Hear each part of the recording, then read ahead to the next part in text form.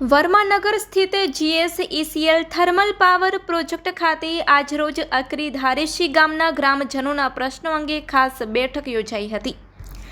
બેઠકમાં પ્રોજેક્ટના ચીફ ઇજનેર શ્રી PR પટેલ સાથે MK હાલૈયા સુ ઇજનેર તથા DS નલવાયા સુ ઇજનેર ઉપસ્થિત રહ્યા હતા। ગ્રામજનો દ્વારા પાણી, પર્યાવરણ, પ્રદૂષણ, રોજગાર, માર્ગ વ્યવસ્થા અને સ્થાનિક વિકાસ જેવા મુખ્ય પ્રશ્નો રજૂ કરાયા। ચીફ ઇજનેરે ખાતરી આપી કે સંબંધિત વિભાગો સાથે ચર્ચા કરીને ઝડપી નિકાલ લાવવામાં આવશે। કંપની દ્વારા અત્યાર સુધી શિક્ષણ, આરોગ્ય, પર્યાવરણ અને રોજગાર ક્ષેત્રે વિવિધ CSR પ્રવૃત્તિઓ હાથ ધરાઈ છે, જે આગળ પણ ચાલુ રહેશે। ITI કરેલ વિદ્યાર્થીઓને એપ્રેન્ટિસ તાલીમ સાથે સ્ટાઇપેન્ડની સુવિધા આપવામાં આવે છે। થેલાસેમિયા દર્દીઓને લોહી અને દવાઓની સુવિધા ચાલુ રાખવા કંપની મહિને ભુજ લઈ જાય છે। સ્થાનિક સ્તરે ઉપલબ્ધ કરાવવા બાબતે ચર્ચા થઈ છે। કંપની થ્રુ હાલમાં આશરે 600 લોકોને રોજગાર ઉપલબ્ધ છે, જેમાં કોન્ટ્રાક્ટર આધારિત તેમજ અધિકારી સ્તરે કામદારો સામેલ છે। આવનારા સમયમાં લાયકાત અનુસાર ભરતી કરવામાં આવશે, જેમાં ડિગ્રી ફરજિયાત રહેશે।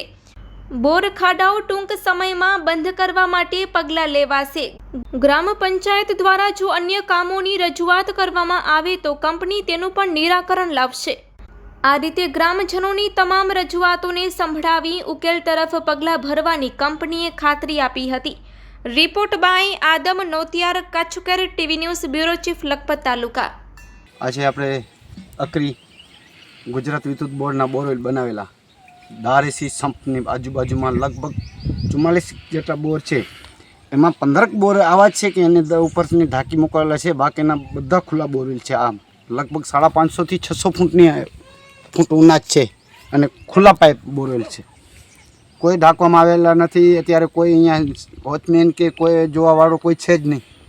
2022 પછી આ બોરવેલ બંધ કરી દેવામાં આવેલ છે। કોઈ અત્યારે આનું